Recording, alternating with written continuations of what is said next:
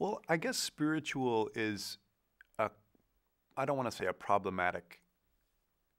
way of thinking about it. Certainly, I think it's possible to be extremely spiritual in the way of being connected with the world around you and in communion with the universe without having any overt idea of one deity that's the true God or whatever. And being a pretty hardcore atheist myself, I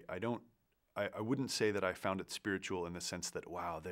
that's the meaning of, that's where truth comes from per se.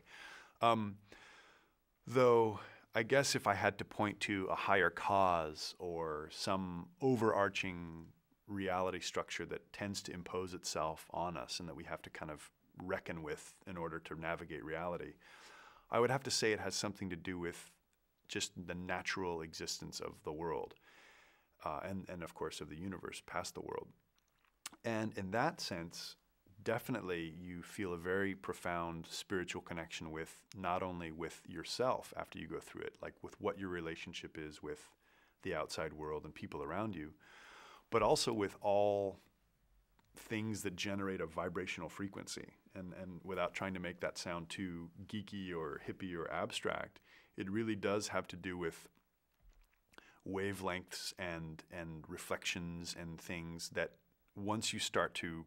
reconfigure the nature of your reality through this the ayahuasca session, you then later can see how the mental constructs of reality are not as hardwired as they might seem for those that have never actually gone out and attempted to kind of readjust the nature of their epistemology. So I guess spiritual, certainly, but I wouldn't say religious. I imagine that someone who believes in whatever god or gods that they grew up with, that they had been indoctrinated in,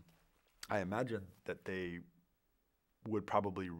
it would result in them having some sort of, I really felt closer to God or whatever. But without any sort of God to point to as being meaningful for myself, I just felt a more profound connection with just the natural world. And I think